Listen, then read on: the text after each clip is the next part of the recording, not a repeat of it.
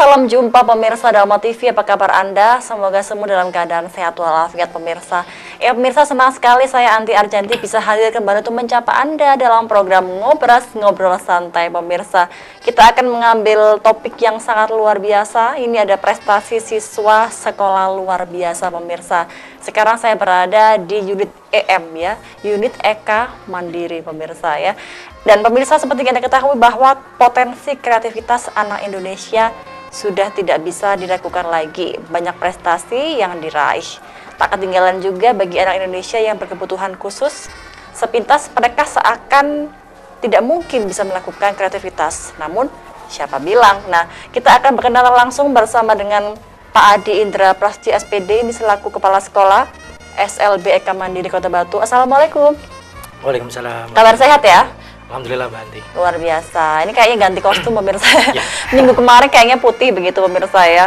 Baik Pak Adi, kita akan mengambil topik prestasi siswa sekolah luar biasa, utamanya di SLB EK Mandiri ini ya Pak Adi ya. Kita ada di mana sih ini, UTM ya? Ini ada di galerinya Unik EM. Oke, unit EK Mandiri. EM itu adalah EK Mandiri pemirsa ya. Unik, dari Unik. Unik UNIC.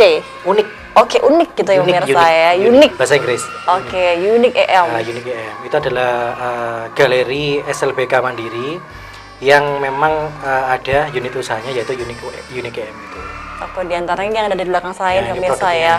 Oke, nanti dikulik nanti pemirsa. Saya mau terlebih dahulu bertanya-tanya dulu ini untuk jumlah siswa di SLB EK Mandiri ini ada berapa Pak? Jumlah siswa di SLBK Mandiri saat ini ada 78. 78 siswa, itu dimulai dari jenjang SD, SMP, dan SMA. Jadi total semua satu sekolah itu 78. Ini 78, yang SD berapa? Yang SD 35-an, yang SMP itu kurang lebih 24-an Mbak, 24-an. 24-an. Nah sisanya itu di SMA. Untuk yang SD ini lebih banyak ya sepertinya ya dia? SD lebih banyak. SD lebih banyak. Oke. Nah, untuk SD sendiri ini Pak, biasanya kan mereka kan pasti kan awal masuk dipelajari untuk pelajaran-pelajaran dasar begitu ya. Tergantung dari kebutuhan mereka seperti itu. Nah, seperti yang di episode sebelumnya Pak Adi pernah mengatakan bahwa per kelas ini satu guru dan isinya 5 atau 4 siswa ya, begitu ya. Satu guru, 4 siswa. Nah, ini 35 siswa ini untuk yang siswa SD. Ini berarti berapa guru ya, Pak? Berarti 7. 7 guru ya? Kurang lebih 7 sampai 8 guru. Berarti kelasnya banyak dong, Pak? Banyak. Nah, jadi kelasnya ini kita sekat gitu loh, Mbak. Kan ruangan besar, terus kita ada partisi. Nah, partisi satu ruangan itu bisa menjadi 3 kelas. Nah, kita berarti namakan kelas portable. Nah, kalau seperti itu. Oke. Kalau yang SD sendiri yang di atas ya Pak Adi ya? Ada di bawah juga ada, di atas juga ada SD-nya. Berarti ini kebanyakan juga ngambil dari guru-guru UM juga ya yang ini ya? Dari lulusan pendidikan luar biasa. Ya SD ini? SD, sama kan? SD, jadi PLB ini naungin apa? Arahnya ya memang untuk SD, SMP dan SMA begitu ya, oke. Berarti ini kurang lebih ada 7 guru ya Pak ya? Berarti sekarang ini ada 7 guru yang mengajar? 7 guru di SD, di SMP kan juga ada juga, di SMA juga ada. Total semua ada 20. Apakah ini juga gurunya ada yang sama ngajar SD dengan SMP, apa ada sama? Tidak ada. Jadi memang semua guru di sini itu menjadi guru kelas, Mbak. Jadi dia akan mendampingi siswa-siswanya itu sampai 1 tahun ke depan. Sampai jadi satu guru itu untuk 1 tahun jadi wali kelas, semua jadi wali kelas. Berarti semua jadi wali kelas, penting Anda juga bisa pemirsa ya. Oke, nah ini kan ada 35 siswa, kalau untuk ya SMP ada kurang lebih 24 siswa. 24. Oke, ini tetap ya per kelas 4 atau 5 orang itu ya? Ada yang paling banyak itu 7. Yang di SMP ada 7? Enggak, maksudnya ada satu kelas di kelas 7, itu jumlahnya kelas 8 siswanya itu ada 7. Lebih banyak kenapa Pak? Sampai 7. Nah, kebetulan dari 7 tersebut secara kemampuan itu sama. Jadi pengelompokan kelas itu Mbak ya, selain berdasarkan jenjang, itu kita dasarkan dengan kemampuan.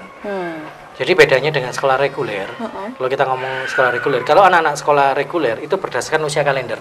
Iya. Jadi masuk misalkan usia 6 tahun itu masuk SD atau usia 7 tahun masuk SD, itu kan jelas. Tapi kalau di SLB itu berdasarkan usia mental. Jadi kadang ada anak SMP. Iya. Nah, itu umurnya sudah 18 tahun, Mbak. Ada yang 20 tahun juga. Tapi secara mental, usia mentalnya dia kadang usianya masih usia mental anak SMP atau anak SD. Berarti dia masuk SD atau SMP sesuai dengan usia mental berarti ya? Usia mental, enggak. Jadi dia masuk tidak berdasarkan usia kalendernya. Oke. Nah, misalkan dia di sini daftar di SD gitu, Pak ya. Normalnya SD reguler itu umur 7 tahun. Kadang di sini baru umur 10 tahun atau 12 tahun baru disekolahkan di SD. Nah, sehingga usia itu mengikuti. Ya, jadi dia kadang ada di sini, Mbak, SMA kelas 11, usianya udah 33 tahun. Oke. Harusnya kan udah berumah tangga dan lain-lain, harusnya seperti itu, udah kuliah ataupun yang lainnya. Dia masih sekolah. Nah, hal seperti itu yang membedakan kita dengan sekolah reguler. Berarti itu masuknya berdasarkan dari usia mental Usia gitu mental. ya Pak Adi ya. Proses pembelajaran di kelas berdasarkan usia mental. Kalau untuk yang dari kelas SMP sendiri, kebanyakan mereka usia berapa ini Pak? Rata-rata usia umumnya? masih 15 ke atas, Mbak. 15 sampai ada yang 20 tahun juga. Sampai 7 siswa tadi ini ya? Kenapa? 7 siswa Yang kelas- 1 guru, yang SMP? Itu 2 guru. Oke, 7 2 guru siswa, ya? 2 guru. Ini berarti yang pakai guru bayangan? Guru shadow. Nah, berarti untuk SD, SMP, SMA jam masuknya juga sama ya? Setengah Jam 7, jam masuknya 7? sama, pulangnya yang berbeda. Oke. Karena struktur kurikulumnya kan juga berbeda. Kalau yang untuk SD, SMP, SMA masuk yang keluarnya pulangnya Kalau jam-jam berapa? sama kan kalau masuk kan sama semua. Kalau SD itu pulangnya setelah sholat duhur. Untuk anak-anak semua saya ikutkan untuk sholat duhur. Kecuali kelas 1 yang masih baru, itu ada yang bisa ikut, ada yang juga tidak bisa. Kalau tidak bisa ikut, biasanya pulangnya setengah 11. Setengah 11, hampir jam 11-an lah. Itu. Kalau untuk SMP, SMA, itu pulangnya kurang lebih sama, jam 2. Untuk SMP, SMA jam 2. Berarti kalau untuk yang SD ini kan dia kan setelah sholat duhur baru pulang. Baru pulang. Berarti mereka diarahkan sholat dulu ya? Sholat dulu, sholat berjamaah, kemudian dia pulang. Oke, kalau yang di atas ini yang rame itu SD ya Pak ya? Ini Ini baru pulang ya? SD udah pulang dari tadi. Oh, udah pulang dari tadi ya, SD ya? Setelah sholat duhur tadi. Ketinggalan pemirsa. Nah, Baik. sudah SMA sekarang, SMA sama SMP yang masih di atas. Nah Pak, kita sekarang berbicara tentang ini ya, jenjang tingkat kelas ya Pak. Nah, dalam jenjang tingkat kelas ini apakah disesuaikan dengan usia atau karena keahlian khusus ini Pak? Biasanya. Tadi saya sampaikan kalau untuk jenjang kelas berdasarkan fase. Oke, Istilahnya fase. ya. Ada fase A, B sampai fase F. Nah, fase-fase itu yang menentukan jenjang kelas. Jenjang kelas sama sih Mbak, ya jenjang kelasnya sama. Tapi pembelajarannya itu berdasarkan fasenya. Jadi misalkan setelah hasil asesmen dia ada di kelas 9 katakanlah. Sebelah kita SMP kan ya. Harusnya anak-anak ini ada di fase D atau E. Fase D lah. Nah, di fase D tersebut, tapi setelah hasil asesmen ternyata dia ada di fase A. Berarti hasil asesmen yang menentukan dia Yang menentukan dia belajarnya, bukan kelasnya Pak ya. Bukan kelasnya tapi belajarnya. Jadi belajarnya itu sesuai capaiannya sesuai dengan di fase A. Setelah hasil asesmen ternyata dia kelasnya kelas SMP, tapi secara kemampuan fasenya masih di fase A. Jadi pelajarannya ya sama kayak anak kelas 1 SD. Gampangnya seperti itu. Jadi meskipun usia umumnya dia usianya sebenarnya sudah kepala 2, kalau misalnya dia hasil asesmen asesmennya, menunjukkan bahwa kemampuan kognitifnya dia itu masih di fase A, B atau ya sesuai dengan itu. Oke. Memang untuk bedanya kan tadi kan Pak Adi mengatakan fase A hingga F. Perbedaannya apa sih Pak untuk A, F dan D dan lain sebagainya ini? Nah, itu berdasarkan tingkat kompetensinya. Jadi ada namanya capaian pembelajaran, Mbak. Nah, capaian pembelajaran sekarang kalau zaman dulu atau kurikulum yang sebelumnya itu namanya KIKD. Nah, sekarang istilahnya ada capaian pembelajaran. Nah, capaian pembelajaran sekarang berdasarkan fase. Fase A itu biasanya kalau sekolah reguler itu untuk anak kelas 1 dan kelas 2.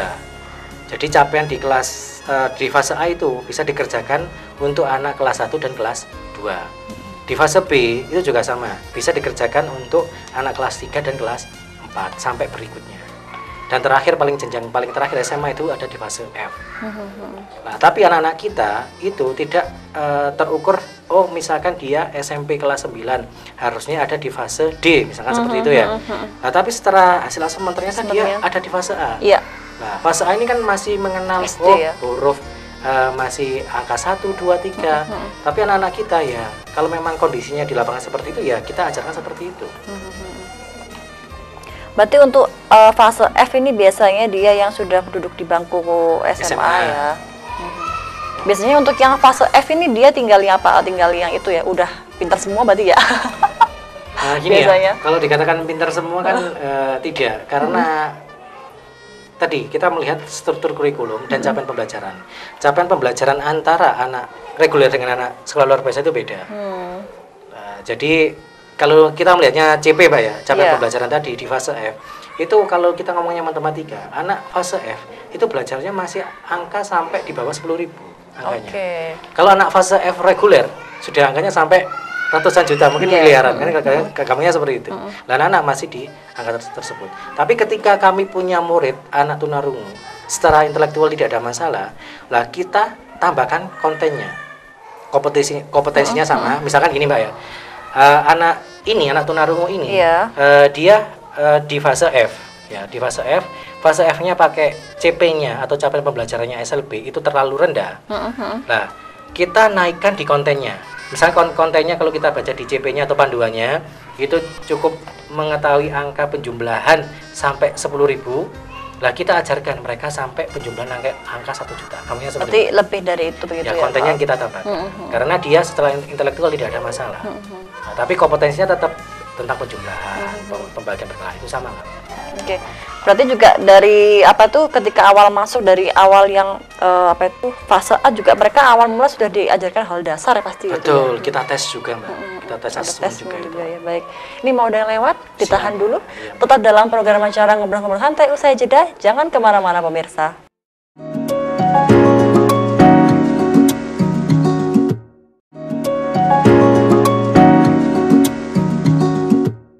Terima kasih pemirsa, Anda masih bersama kami dalam program Ngobrol Santai pemirsa. Kita masih berada di Unik EM ya, Unik Eka Mandiri Punya pemirsa. Saya masih bersama dengan Pak Adi ini ya, selaku Kepala Sekolah dari SLB Eka Mandiri.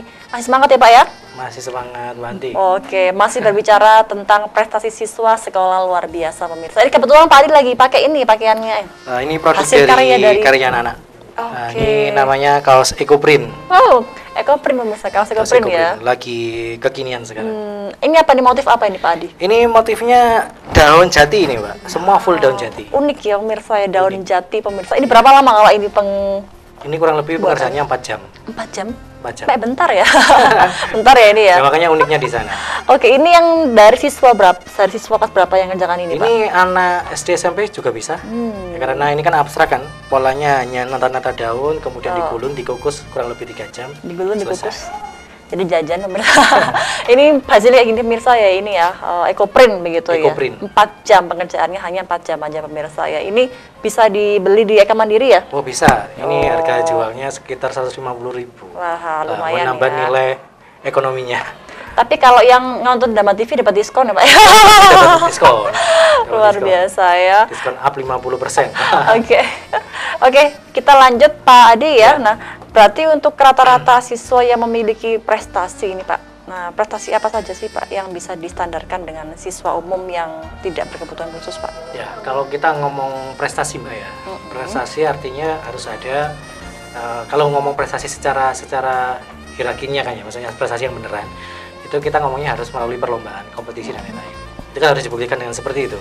Kalau misalnya kita ngomong prestasi, prestasi yang pernah kita dapat, kita pernah juara. Kalau mulai dulu Mbak ya, kita pernah juara 1 FLSN tingkat nasional. Tahun berapa itu Pak Adi? Itu tahun 2013. Oke. 2013. Itu awal mulanya SLBK Mandiri berdiri? Oh, SLBK Mandiri tahun 93 Mbak. Oh, tahun 93. 93. Saya berlahir misalnya. Oke, tahun 2013 ya. 2013 itu pernah mendapatkan FLSN juara 1 se-Indonesia. Wah, luar biasa. Terus pernah juga O2SN. Bukan OSN, OSN, Olimpiade Sains. Itu anak tunadaksa itu dapat juara 1 se-Indonesia nasional juga. Tahun 2013. Itu juga. Tahun 2012 sebelumnya. Kalau untuk prestasi yang lokal yang tingkat provinsi Jawa Timur itu banyak sekali Mbak. Wah. Dari sisi seni, sisi olahraga maupun dari sisi keterampilan. Berarti lebih ke non akademisnya begitu ya mereka? Nah, non akademisnya. Nah, makanya yang terakhir kemarin itu ada prestasi yang memang cukup membanggakan sekali, terutama di bidang LKSN. Kompetensi LKS itu kan lomba kompetensi siswa nasional.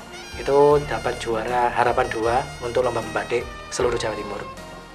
Kemudian lomba O2SN. Ini lomba membatik seluruh Jawa Timur untuk khusus anak-anak disabilitas, khusus anak disabilitas seluruh Jawa Timur.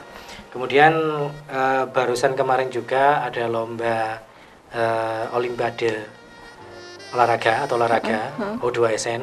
Apa olahraga apa tuh Pak? Lari, atletik, lari 100 meter itu alhamdulillah dapat juara 1. Dapat juara 1 itu Mbak. Dapat juara 1 se-Provinsi Jawa Timur.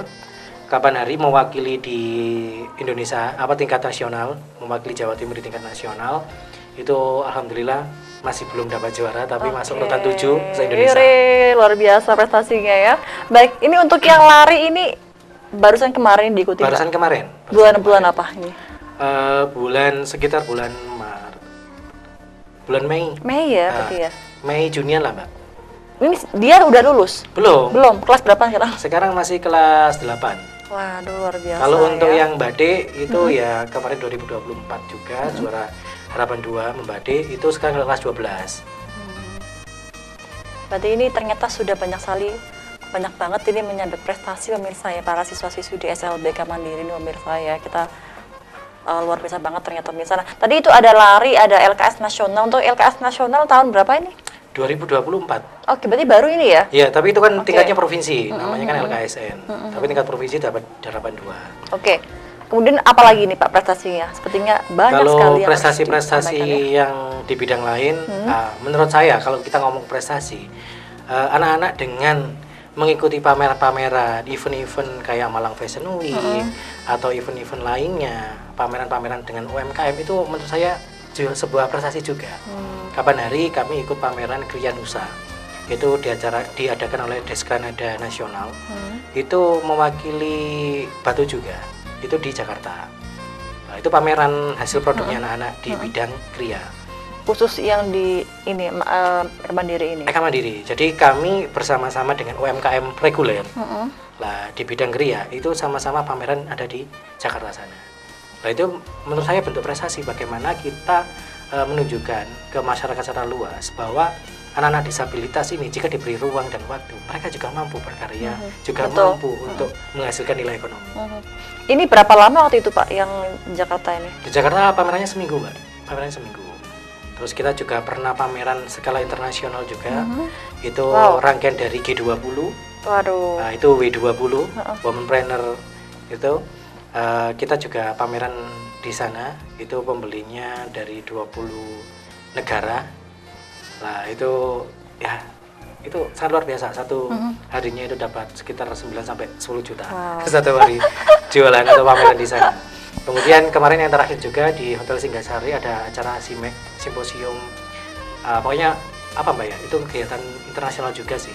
Nah itu kita pameran juga di sana, pembelinya dari Alaska, Malaysia, Filipina maupun yang lainnya. Menurut saya itu kalau untuk pembeli yang dari luar negeri kebanyakan mereka suka hasil karyanya anak-anak Eka Mandiri yang apa?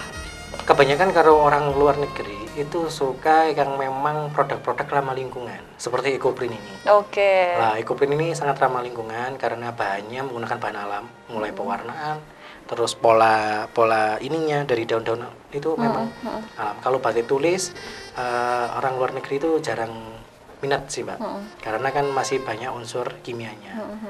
Seperti itu. Berarti mereka lebih berminat untuk yang di EcoPrint begitu? EcoPrint.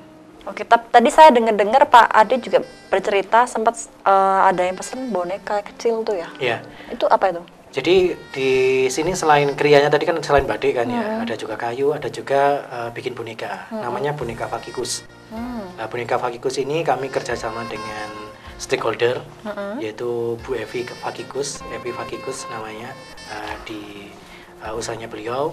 Beliau itu mengajari anak-anak di sini setiap seminggu sekali itu untuk membuat boneka. Lah boneka dari ukuran kecil sampai ukuran yang mungkin kurang lebih ukuran 50 lah, 50 cm lah. Yang paling ukuran besar 50 cm. 50 cm. Dan Fakikus boneka ya? itu benar-benar handmade dibuatannya. Jadi anak-anak diajari mulai bikin tangan, terus kaki, kepala, rambut itu dihitung, ada timbangannya. Benar-benar diajari secara profesional. Kemudian dirangkai sama Bu Evi ini menjadi sebuah boneka yang lucu dan cantik. Kemudian permintaan boneka tersebut sampai ke pasar Singapura. Wow. Bahkan pembeli dari Singapura juga pernah ke sini untuk melihat langsung memang apakah benar ini dikerjakan oleh teman-teman disabilitas. Bahkan yang terakhir kemarin ada pesanan itu dikirim ke Australia boneka itu. Jadi ini yang besar itu. Yang besar. Kemudian kami juga bekerja sama dengan komunitas film di Batu namanya Simba. Lah Simba ini sinema Batu Adem. Mereka membuat sebuah film tentang Kota Batu. Dan film ini kami mencoba kerjasama dengan bentuk merchandise dari film tersebut. Jadi kami memproduksi batik dari film tersebut. Karakter itu pemeran filmnya itu ada 5 anak itu. Iya, itu kita ubah menjadi sebuah batik tulis di sana dibikin jadi batik. Kemudian selain itu kami bikin boneka karakternya. Nah, yang batik itu batik tulis ya? Batik tulis. Akhirnya ya. Batik tulis. Nanti batik itu yang sekarang sedang dikerjakan oleh siswa-siswi. Lah, bahkan sudah selesai dikerjakan. Bahkan dipesan oleh dinas, salah satu dinas di pemerintahan Kota Batu itu dijadikan seragam kantornya. Batik tersebut. Untuk yang boneka Fakikus namanya ya. Ya. Itu yang kan sempat dipesan oleh warga Singapura itu yang ukurannya paling besar yang 10 cm itu macam-macam. Kalau yang dari Singapura itu macam-macam, ada yang kecil, ada yang sedang, ada yang besar. Nah, beliau datang ke sini memang langsung. Untuk tempat produksinya di sebelah mana? Tempat produksinya ada di sini. Kita punya bengkel kerja. Bengkel kerja khusus untuk memproduksi baik itu batik, sabun maupun yang lainnya. Berarti ada tempat khusus ya? Ya, khusus, tapi memang ya untuk semua bengkel lah di situ karena keterbatasan ruangan. Untuk Fakikus sendiri apakah sempat ada kesulitan nih anak-anak ini pas ngerjakan kalau ini? Bu Evi bercerita memang awal ada kesulitan karena dalam membuat rambut itu ada hitungannya berapa helai. Dihitung juga dihitung karena kan memang untuk bisnis kan Mbak. Iya. Jadi dihitung. Bahkan anak-anak kan perlu belajar hitung juga. Akhirnya kan numerasinya juga dapat. Untuk memasukkan dakron ke dalam bagian tangan, tubuh maupun kepala itu juga ditimbang. Ada timbangannya. Gak asal ngisi aja gitu, Mbak. Gak asal ngisi langsung pokoknya kelihatan penuh gitu. Enggak ya, ternyata ada timbangannya ya. Betul. Berarti untuk yang tangan ada timbangannya, kaki itu ada timbangannya masing-masing. Udah lama ini Pak Adi untuk yang Fakikus ini? Kalau dengan boneka Fakikus kami kerjasamanya mulai tahun 2014-15an Pak. Sudah cukup lama sampai hari ini. Oke, berarti ini sudah mulai tahun berapa sih Pak ini siswa-siswa SSLB ini mampu mendapatkan prestasi Pak? Kalau untuk prestasi sekolah kalau memang kita ngomong mulai tahun berapa? 3 tahun 4 tahun setelah sekolah ini berdiri sudah anak-anak berprestasi Mbak, baik tingkat kecamatan maupun tingkat kota waktu itu. Sekolah ini kan mulai tahun 93, jadi sudah hampir berapa sekarang 31 tahun Mbak. Pak Adi ini yang kepala sekolah yang keberapa ini berarti ya? Alhamdulillah saya kepala sekolah yang ketiga. Yang ketiga mirsa ya, baik. Oke, saya nanti mau melanjutkan yang boneka Fakikus ini tapi mau ada yang lewat, tetap dalam program acara Ngobrol Santai usai jeda pemirsa.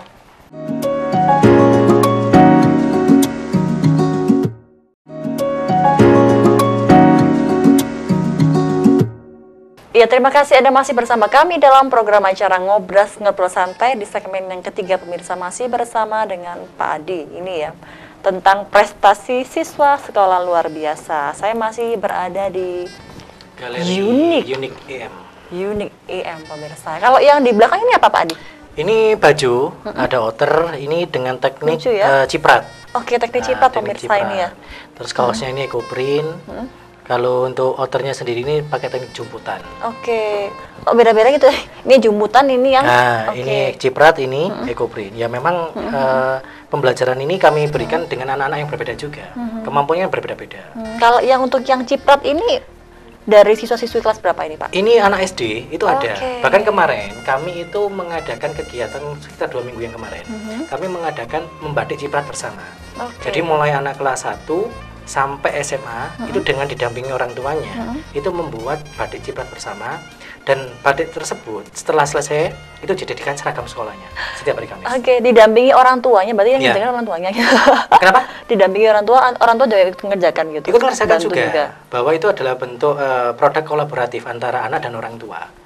Itu yang kami gagas dan itu sudah dipakai seragam hari Kamis. Setiap hari Jumat itu ya. Oh, enggak. Untuk yang bukan. Kemarin tuh kita mengadakan acara khusus memang peringatan Hari Oke. Batik Nasional. Kami mengadakan acara membatik bersama. Jadi acara membatik bersama ini antara orang tua dan anak dan siswa tadi. Dan hasil batik tersebut kita gunakan untuk menjadikan seragam sekolah mereka. Oke, luar biasa. Kalau yang di sebelah kiri Pak Adi itu? Ini batik ekoprint juga. Nah, ekoprint juga pemirsa yang itu ya. Ini ekoprint semua kali ini. Ekoprint semua. Ini yang sering dipamerkan di itu ya, di UMKM pameran itu ya. Kalau nggak salah yang ini bukan? Banyak. Oh, banyak sekali produk bisa ganti-ganti, ya. Pak. Nah, sekarang kita juga ada pameran juga. Oke. Pameran Hari Guru Nasional di Balai Besar Guru Penggerak. Kalau untuk yang batik-batik ini biasanya lebih banyak dipamerkan di kegiatan apa Pak Adi? Kita kan tadi kita sudah jadi binaan beberapa UMKM. Setiap ada event pasti kami diajak. Kami diajak. Bahkan ini nanti ada di Plut, kami punya galeri, yaitu di Plut Pusat Layanan Usaha Terpadu. Kepala Diskuperindak Batu memfasilitasi produk kami untuk ditaruh di di galerinya Plut tersebut. Oke. Bahkan ini ada yang unik juga, misalnya di depan saya ini taplaknya ini juga hasil karya dari Ya, ini anak-anak. ekoprint juga. Ini ekoprint ini ya. Ekoprint juga. Oke. Ini motif apa ini Pak Adi? Ini Daun-daun. daun ini ya. Daun, Mbak. Kalau ekoprint lebih banyak daun sih. Oke. Berarti kalau gambar hewan-hewan nggak ada? Nggak ada. Kalau hewan-hewan ini batik tulis, Mbak. Oke, tapi kalau yang ekoprint bahkan lebih banyak diminati oleh warga negara asing begitu ya. Iya. Kalau yang warga lokal aja mereka lebih suka yang apa nih Pak? Kalau warga lokal semua suka. Semua suka. Yang penting itu produknya unik, tidak sama dengan yang lain, pasti mereka beli. Kalau ketika di pameran lebih banyak pembeli ngambil yang apa Pak untuk batik gitu? Kalau pameran lebih banyak orang mengambil yang harganya murah. Oke. Harganya murah karena di sini kan harganya bisa dibilang murah, bisa dibilang mahal. Nah, kami coba membangun narasi bahwa produk-produk anak disabilitas ini juga punya kualitas, sehingga harga yang dijual pun ya harus harga yang cukup tinggi juga. Kalau kita memberikan harga yang rendah, dianggap produknya produk asal-asalan, Mbak. Oke. Gitu. Nah, berarti untuk seperti pengerjaan batik, kemudian boneka dan lain sebagainya, ini pasti ada tempat khusus begitu ya Pak, Ya. untuk para siswa itu. Di mana Pak? Di sebelah Ada mana tempatnya saja? di sebelah ruangan ini, ada tempat khusus yang kita namakan bengkel kerja. Bahkan kalau misalnya Bengkel ada kerja ya? bengkel kerja. Kalau misalkan ada pesanan dalam jumlah banyak Mas ya, kita bisa ngerjakan di halaman sekolah ataupun yang lainnya. Untuk bengkel kerja ini mengerjakan semuanya. Maksudnya campur di situ ada yang batik, ada yang batik, ada sablon. Nah, kalau untuk ekoprint biasanya di halamannya, di depannya, di terasanya. Oke. Tuh. Kalau untuk yang boneka itu Takikus di mana? biasanya? Boneka di sebelah ruangan ini, sebelah kali ini ada ruang untuk jahit, Pak. Ada ruangan, itu ruangan untuk jahit. Nah. Itu bisa ngerjakan di sana. Ada juga yang untuk yang dray itu ada ruangan sendiri. Ada untuk di yang- lantai 2. Oh, oke, Lantai 2 juga. untuk laundry, untuk halaman tengah ini itu untuk kegiatan cuci motor dan cuci karpet. Biasanya kalau untuk yang kegiatan pembuatan boneka setiap hari apa aja Pak? Atau tergantung pesanan? Hari Kamis, Mbak. Setiap Kamis Nah, ya? setiap Kamis. Jadi kami untuk kegiatan vokasi itu mulai hari Rabu sampai hari Jumat, Mbak. Jadi memang itu jamnya, jadwalnya. Untuk anak-anak SMP SMA jadwalnya memang seperti itu. Rabu sampai Jumat ya untuk Rabu vokasi sampai ya? Jumat. Berarti ini udah terjadwal ya, yang Rabu kelas berapa saja gitu? Sudah ya? terjadwal, mereka punya jadwal masing-masing. Kalau yang Rabu kelas berapa aja Pak? Semua. Jadi Semua ya? semua anak untuk jenjang SMP dan SMA itu jadwalnya kan udah tak sampaikan tadi bahwa jamnya itu hampir 60 sampai 75% untuk vokasi. Makanya jam di kelas itu cuma hari Senin dan Selasa saja rata. Wah ini ternyata banyak kegiatannya misalnya. Ini ada juga itu keripik ya, keripik, Nah, keripik. bayam Keripik ya? bayam berhasil. Keripik bayam berhasil ya. Belum Keripik tahu kan bayam berhasil seperti apa. Belum ya, kayaknya gurih gimana sangat gitu gurih ya. sekali. Dan Itu juga ditanam pasti- sendiri. Ditanam sendiri? Nah, Ya ditanam nanam sendiri. anak-anak Anak-anak mandiri? sendiri, ya, anak-anak. Jadi kita ada tadi saya sampaikan kita ada juga keterampilan budidaya tanaman. Tapi budidaya tanaman yang kita ajarkan ini dengan cara yang modern. Jadi tidak harus nyangkul, tidak harus panas-panasan, tapi kita ajarkan secara hidroponik, aquaponik, dan organik. Berarti untuk bayam ditanam melalui media hidroponik? Hidroponik, bisa aquaponik maupun organik. Bahkan kami untuk bayam sendiri ini, kami juga pemberdayaan ke wali murid, Mbak. Oke, ke wali murid juga? Ke wali murid. Jadi wali murid kita beri bibit, karena lahan sekolah kami kan terbatas, makanya kita kembangkan secara hidroponik dan organik tadi. Nah, ketika ada pesanan dalam jumlah banyak, kan kami sangat kekurangan untuk panennya tadi. Makanya arah pemberdayanya kami ke wali murid. Jadi wali murid kita kasih bibit, kemudian dikembangkan di rumahnya. Nah, kemudian waktunya panen kita yang beli. Oke, berarti sama sekolah Eka Mandiri dibeli begitu ya, hasil panen dari para wali murid itu. Biasanya berarti ini ada sekitar berapa wali murid ini yang mereka menanam? Untuk wali murid yang menanam masih 3 sih, Mbak. 3 dengan lahan cukup luas kan udah lumayan juga itu. Berarti biasanya Pak Adi dengan tim ngambilnya juga pada ibu tersebut? Ya, saya minta untuk itu. Makanya arahnya pemberdayaan juga gitu. Nah, kalau untuk bayam, keripik bayam dan lain sebagainya itu biasanya produksinya setiap hari apa aja? Kalau produksi, karena ada masa kadaluarsanya, Mbak. Kami produksi lebih banyak ketika ada permintaan. Oke. Nah, tapi tetap kami kalau stok kami habis, kami pasti akan produksi. Karena anak-anak sudah tahu proses produksinya seperti apa. Termasuk resepnya juga sudah ada, resep partainya juga sudah ada. Seperti itu. Ada berapa helai sih Pak ini per isinya berapa sih, isinya berapa? Nah, isinya itu gram-graman itu, Pak. Oke, udah di gram-grami berarti udah ya? Gram-graman, iya, udah gram-graman. Jadi isinya sudah gram-graman, ya sesuai dengan kalau kita beli produk di luaran sana, produk-produk oleh-oleh dan lain-lain kan sama. Oke, ini kalau saya lihat ini desainnya juga unik ya, ini hasil karya dari anak Eka Mandiri juga? Ini desain kolaboratif lah. Oke. Jadi saya dan guru-guru juga memberikan masukan, ini loh seperti ini, dikasih seperti ini. Nah, tulisannya harus seperti ini ya, tapi anak-anak yang mencoba mengerjakannya. Untuk keripik bayam sendiri ini udah lama dia produksi? Bayam berhasil ini baru kurang lebih 1,5 tahun sih, Pak. Oke. 1,5 tahun. Tapi sepertinya sudah banyak yang minat tuh untuk bayam berhasil ini, sepertinya banyak yang pesan ya? Alhamdulillah banyak. Oke, dari mana aja biasanya Pak Adi? Kemarin ada dari BPSDA, Badan Perekonomian dan Sumber Daya Alam, itu digunakan untuk acara dari OJK. Jadi yang membeli sebenarnya OJK lah. Kemudian juga ada acara dari Bank Indonesia, itu membeli produk ini untuk menjadi isian dari goodie bag. Oke. Nah, kemudian kita pameran dengan Dinas Pertanian Kota Batu, dibawa ke Bali, pameran di Bali, dan itu sekitar hampir 300-400 piece habis. Waduh. 300-400 piece itu berarti pengerjaannya berapa lama itu ya? Nah, di sini pekerjaannya hampir seminggu itu, Mbak. Seminggu segitu. Ya, pengerjaannya di bengkel itu juga di ada dapur, kalau untuk masak ada dapur sendiri. Oke. Nah, kadang kami juga pemberdayaannya ke wali murid. Wali murid yang pada saat kita mengerjakan dalam jumlah besar, wali murid kita berdayakan juga. Bagaimana hal-hal ini menunjukkan kita sangat kolaboratif antara wali murid dan guru juga. Berarti kalau untuk yang produksi seperti yang cemilan ini juga ada dapur sendiri? Ada dapurnya, Mbak. Oke. Ada juga di bawah ini ada minuman, itu sari apel ya, bukan? Itu apa? Ada sari sirsak, sari apel juga. Itu hasil belajar kami dengan BLK Wonojati. Jadi kami kerjasama dengan BLK. Jadi BLK mengajari siswa-siswi kami di olahan hasil pertanian. Nah, itu ada produknya, ada produk minuman, terus ada produk keripik juga. Sebenarnya waktu itu.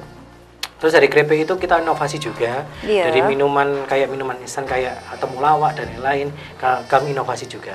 Jadi tidak hanya produk yang diberikan ilmunya oleh lembaga pelatihan tadi, tapi kami juga menginovasi produk baru. Nah, untuk sari sirsata sendiri ini produksinya juga di dapur atau di bengkel juga? Prosesnya di dapur, khusus untuk makanan itu prosesnya di dapur. Oke, saya penasaran lihat tadi ya. Silakan. Oke, berarti ini berapa lama untuk pengerjaan untuk sari sirsat ini Pak Adi? Pengerjaannya tergantung berapa resep yang mau kita bikin. Kalau resepnya cuma satu resep aja ya kurang lebih 2 jam udah selesai. Satu resep tuh per botol? Enggak, satu resep itu satu takarannya ada sendiri kan. Oke. Berapa airnya, berapa buahnya, itu satu resep. Kalau satu resep biasanya menghasilkan berapa botol? Satu resep itu bisa kurang lebih sampai sampai sekitar 25 sampai 30 botol. 25-35? Ya. Oke, itu berapa mili sih Pak Adi? Itu 220.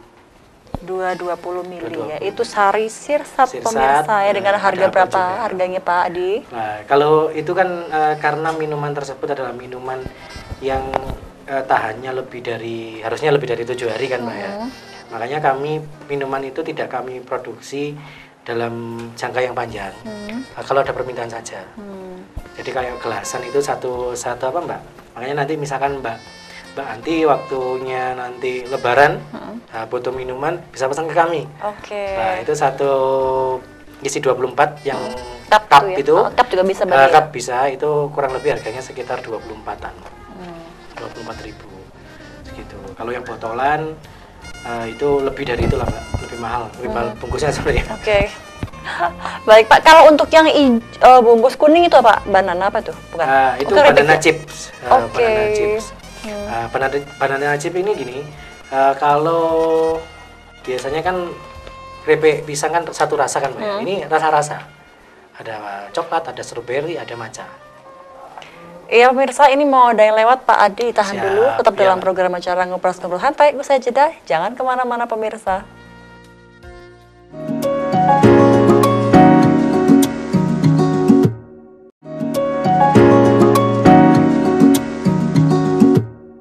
Terima kasih Anda masih bersama kami dalam program acara Ngobrol Santai. Pemirsa, di sesi yang saat ini akan kita bahas ya. Pemirsa, kita akan kembali ngobrol-ngobrol dengan Pak Adi. Pemirsa, ya ini selaku dari Kepala Sekolah SLB Eka Mandiri. Prestasi siswa sekolah luar biasa ya. Sudah banyak sekali Pak Adi ini prestasi dan juga hasil karya yang dihasilkan oleh anak-anak juga. Ini ada batik, ada keripik dan lain sebagainya ini. Nah, untuk yang paling sering dibeli untuk yang mana nih Pak? Dari Kalau dinas atau apa gitu yang batik itu lebih banyak batik tulis dan batik ekoprint, tapi yang paling banyak itu ekoprint Mbak. Ekoprint. Ini ada salah satu instansi sudah membeli produk kami sebanyak 1.100 piece. 1.100 piece kain. Wah, oke. Terus kalau kaget untuk aku. produk makanan itu bayam Brasil. Bayam Brasil ini sangat diminati karena mungkin di daerah lain atau tempat lain masih belum ada. Ini bayam Brasil ini beda dengan bayam pada umumnya. Jadi jenis tanamannya pun berbeda.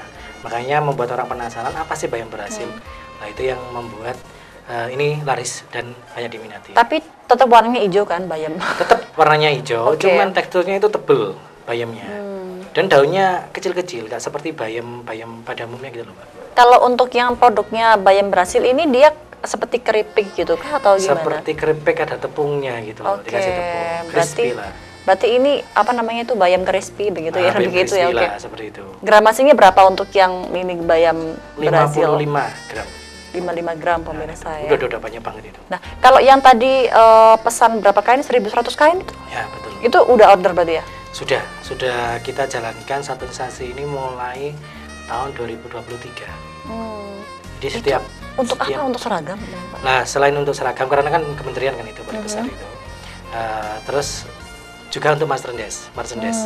Jadi ketika Bapak Kepala Balai Besar Guru Penggerak ini kunjungan ke luar negeri maupun ke daerah, itu selalu membawa produk kami untuk dipromosikan sebagai oleh-olehnya. Makanya kemarin terakhir sampai Shanghai, sampai Cina sana, Bapak Kepala BPGB ini membawa produk ini sampai Cina sebagai oleh-oleh. Kemudian kapan hari juga ke Abu Dhabi, dibawa ke sana. Itu sebagai oleh-oleh untuk tamu kunjungan ke sana. Bahkan ketika ada tamu-tamu luar negeri berkunjung ke Balai Besar juga diberikan merchandise tersebut. Nah, kalau untuk Abu Dhabi ini untuk merchandise begitu? Iya, merchandise. Termasuk yang di Cina, Shanghai juga itu sebagai merchandise juga.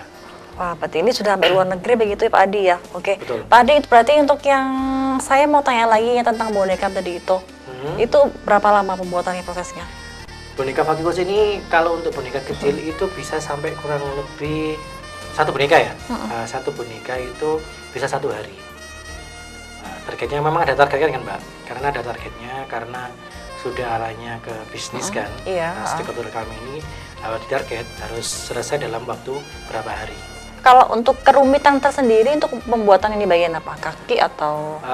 Sebenarnya paling rumit adalah bajunya. Oh, bajunya? Bajunya, karena ya modelnya seperti modelnya bajunya orang dewasa. Maksudnya baju-baju yang kita pakai itu kan lebih rumit karena dengan ukuran yang kecil. Itu kan jahitnya jahit manual. Untuk model pakai juga warna apakah disesuaikan dengan request dari pembeli biasanya? Disesuaikan dengan request, termasuk propertinya, misalkan aksesorisnya ya, kayak topi ataupun tas atau sepatu itu permintaan dari pembeli.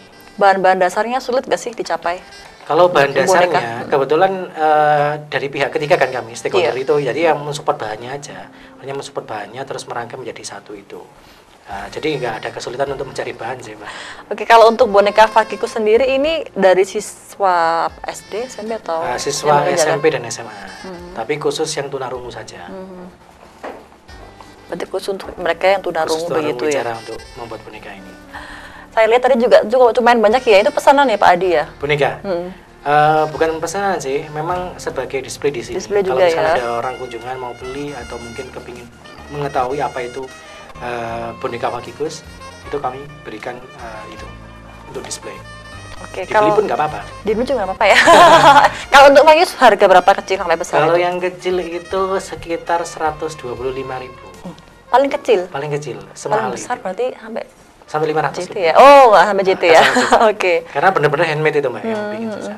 Kalau yang paling besar tuh biasanya berapa lama sih pembuatannya Pak? Kalau yang besar itu sebenarnya lebih cepat yang besar loh. Kenapa kok malah lebih cepat? Nah karena kan bajunya kan cepet. Oh tinggal pasang-pasang aja ya? Bisa pakai jahitan yang mesin itu. Tapi kalau yang kecil kan harus didondomi ini, jahitan tangan ini Pak. Itu ya. Berarti kalau yang kecil dia tidak menggunakan jahitan mesin sama sekali? Tidak bisa, karena harus ngepaskan dengan badannya juga. Kalau yang untuk yang boneka besar, apakah juga biasanya dia sesuai dengan request untuk kayak warna pakaiannya, ya, model pakaian sesuai jadi request? ada sesuai request, ada juga memang untuk persediaan atau display. Kalau yang di display ini apa ini tema pakaian ini? Casual ya? Casual nyantai. Casual nyantai ya? Gen Z pakaiannya kan seperti itu. Kemudian ada yang lainnya itu memang itu 5 karakter dari film yang saya sampaikan tadi, film Serta Dua Pelmas. Itu adalah 5 karakter di film tersebut kita bonekakan. Ngomong-ngomong kenapa sih kok mengambil inspirasi dari film tersebut itu untuk membuat boneka ini Pak Adi? Bukan mengambil inspirasi, kami mencoba jika film itu menjadi film andalan ke depannya, lah pasti ada produk-produk dari film. Kayak dulu film Petualangan Sherina yang terkenal adalah tasnya. Bagaimana tas itu juga terjual karena ada film tersebut. Termasuk nanti harapannya film-film tersebut, termasuk film Serta Dua Pelmas, ketika orang pingin membeli, aku suka karakter si A, si B, si C lah, untuk mendapatkan itu, ya bentuknya adalah boneka atau mungkin di kain batik tersebut. Gitu Mbak. Kalau ini karakternya apa yang di display ini Pak Adi? Yang di display itu ya karakternya 5 anak tersebut ada semua. Berarti semuanya ada di karakternya itu ya? Ada satu cewek 4 cowok. Satu cewek 4 cowok berarti. Oke, ini yang terakhir ya, ini apa ini Pak? Hasil karyanya juga dari anak-anak? Hasil karya kayu. Jadi lucu ini ya. Bagaimana potongan-potongan kayu yang kadang kita jadi limbah. Nah, kita manfaatkan seperti ini. Kita susun secara abstrak lah, nggak simetri. Ini masangnya pakai lem apa Pak? Bukan pakai lem kayu sih sebenarnya. Oke. Kalau kena air rontok Pak. Kena air rontok ya. Ini berapa lama ini anak-anak buat ini Pak? Ini kan cepat. Cepat kan tinggal motong kayu atau limbah yang sudah ada, terus ditumpuk-tumpuk aja, tinggal dilubangi, terus dikasih bunga. Ini biasanya dikerjakan siswa-siswi kelas berapa ini Pak? Ini anak SMA sama SMP bisa. Terutama anak SMA karena harus motong-motong juga sih Pak. Terus lubang itu pakai alat-alat yang memang khusus untuk membuat lubang di kayu kan bahaya juga. Dan anak-anak pun yang misalkan ini anak yang khusus karena berhubungan dengan alat-alat yang berbahaya juga. Oke. Ini berarti untuk motifnya apa nih maksudnya ini? Kenapa nggak dibuat yang kayak apa itu lurus semua atau apa gitu? Lurus simetri kan ya mending bikin kotak aja. Soalnya ini kan ya mungkin sisi seninya lah, sesuatu yang unik. Nah, karena ini kan unik tadi itu Pak. Ada lagi yang seperti ini, model seperti ini? Ada beberapa model seperti ini, terus ada model yang kotak aja, terus ada tulisan, ada yang model segitiga. Bahkan kami pernah ngajari anak-anak bermain dengan resin. Untuk membuat cetakan-cetakan atau pot bunga kecil itu pakai resin juga pernah. Di kelas berapa itu Pak? Itu pakai resin. SMA ya. Karena resin kan berbahaya juga. Kalau resin biasanya untuk pembuatan apa sih Pak? Resin itu lebih ke arah kayak bikin apa Mbak? Tempat-tempat pot-pot kecil itu Mbak. Terus huruf-huruf, bikin huruf. pot-pot kecil yang bulat itu juga. Bulat, terus kotak. Kan cetakannya sudah ada dari silikon itu kan ya. Tinggal nuang resin panasnya itu. Oke, tinggal pakai resin panasnya. Ini berapa lama tadi Pak pembuatannya? Ini paling cepat ini. Lucu ya pemirsa ya. Nggak sampai 1 jam lah anak-anak ini. Kalau ini dikasih harga berapa nih biasanya kalau ini pot ini Pak? Ini kita jualnya biasanya 35.000 ya. 35.000. Terjangkau kok. Ini pernah dipamerkan juga di Pernah dipamerkan dan pernah juga laku. Wow. Karena bentuknya nggak umum gitu loh Mbak. Saya kira tadi ini asbak ini Pak, bukan ya? Bisa juga jadi asbak kalau Betul. mau agak dipendekkan jadi asbak gitu. Oh, tapi dipendekkan juga bisa sesuai request. Dipendekkan, diambil kayunya satu kan lebih pendek. Nah, kan bisa jadi asbak. Ini kan ada 4 tumpukan kayu. Kalau misal ada permintaan lebih pendek gitu, itu untuk asbak gitu bisa berarti? Bisa. Kami rata-rata itu melayani custom Mbak. Kayak misalkan batik pun. Custom ya? Batik pun, misalkan pesen satu dengan warna ini, batik ciprat atau batik tulis ini, kami melayani. Jadi custom termasuk untuk kayu juga ini. Berarti melayani sesuai dengan request gitu pemirsa ya? Itu lebih menjual sih Pak. Berarti udah laku kira-kira berapa untuk yang model seperti ini Pak? Kalau pot seperti ini pasti masih sekitar 25-an lah Pak. Ya. Pembelinya kebanyakan dari mayoritas. Kalau kita pameran sih, kalau kita pameran ada orang tertarik karena modelnya yang unik ini dibeli, itu aja. Oke. Nah Pak, sekarang saya mau tanya tentang peran serta wali murid nih Pak Adi. Nah ini kira-kira bagaimana sih Pak ini peran wali murid terhadap sekolah agar putra-putrinya berprestasi ini? Perannya seperti apa sih? Peran wali murid di sini alhamdulillah itu sangat antusias sekali Pak, sangat aktif sekali peran wali murid karena komunikasi yang kita jalin antara sekolah dan wali murid ini sangat intens sekali. Bahkan kami punya program namanya evaluasi vokasi bersama. Apa tuh Pak? Nah jadi setiap 3 bulan sekali orang tua itu menilai anak-anaknya praktek vokasi Mbak. Jadi setiap 3 bulan sekali anak-anak yang misalkan vokasi batik gitu ya. Nah setiap 3 bulan sekali hasil pembelajaran selama 3 bulan anak-anaknya atau anak tersebut dinilai oleh orang tuanya dan gurunya. Di depannya langsung praktek langsung sampai produknya jadi. Nah tujuan kami ingin menunjukkan bahwa anak-anak ini loh belajar ada hasilnya. Dan kedepannya misalkan dia sudah lulus SMA, ketika anak-anaknya orang tua ini berpotensi, anak saya ternyata berpotensi di bidang batik. Nah, setidaknya setelah lulus dari sekolah, orang tua memfasilitasi modal untuk membukakan mungkin unit usaha batik atau evaluasi vokasi bersama ya. Ini udah berapa lama ada? Ini sudah 2 tahun kita jalankan. Hasilnya alhamdulillah sangat signifikan sekali sih. Ada anak yang lulus karena pintar batik, orang tuanya memfasilitasi untuk anak tersebut membuat batikan. Ini untuk alumni juga tergabung di evaluasi vokasi? Tidak ya? Kalau alumni tidak, khusus anak-anak yang masih sekolah di jenjang SMA khususnya. Ini biasanya apa aja sih Pak yang dibahas di sini Pak? Pembahasannya lebih ke apa sih? Kalau untuk pembahasannya tidak ada pembahasan, lebih menilai anak-anaknya praktek. Jadi anaknya praktek, selama 3 bulan kan anak-anak dapat pembelajaran tentang vokasi, misalkan batik gitu, batik ciprat misalnya seperti itu. Pada saat evaluasi vokasi bersama, anak tersebut langsung praktek di depan orang tuanya, mulai dari kain putih sampai menjadi batik cipratan, seperti itu. Sempat grogi gak sih Pak mereka itu ketika disaksikan di depan orang tuanya langsung gitu? Nah, kerennya anak-anak sekolah luar biasa dengan anak-anak reguler itu, saya masih belum memahami hal tersebut ya. Anak tersebut itu kadang-kadang nggak ada grogi-groginya sih. Mau tampil di depan orang tuanya di tempat di panggung besar, ya? Pede aja. Itu yang keren. Kalau kita yang normal atau yang reguler ini kadang merasa mau naik panggungnya sudah basah dulu. Ya. Ya, demam panggung begitu ya. Oke. Pak, ini kita udah ada di penghujung acara, tidak terasa sudah selesai begitu ya untuk perjumpaan kita kali ini. Monggo diinformasikan Pak Adi, mungkin ada pesan dan kesan yang mau disampaikan ke siswa-siswi ataupun para warga umum. Silahkan Pak Adi. Ya. Terima kasih Mbak Anti dan Dharma TV. Untuk semua masyarakat yang ada di luar sana, marilah kita mencoba membangun kesetaraan dengan anak-anak disabilitas, diberikan ruang dan waktu atau kesempatan agar mereka mampu berkarya sehingga mereka bisa menuju kemandirian dan kesetaraan. Jadi itu intinya, dan jangan lupa karena kami punya unit usaha, makanya jangan lupa jika membeli produk batik, baik itu ekoprint, batik tulis, batik ciprat atau produk makanan, bisa datang ke SLB Eka Mandiri di unit EM-nya. Oke, Terima kasih. langsung ke unit IM-nya pemirsa, bisa diorder sebanyak-banyaknya. Ada aneka keripik, minuman, batik, tulis, dan lain sebagainya bisa Anda peroleh di sini pemirsa. Pak Adi, terima kasih atas Ya, informasinya. Saya doakan semoga sukses selalu Amin, untuk Pak Adi unit juga. PM dari SLB Eka Mandiri. Dan pemirsa Dharma TV yang di rumah, usai perjumpaan kita kali ini, terima kasih dan sampai jumpa.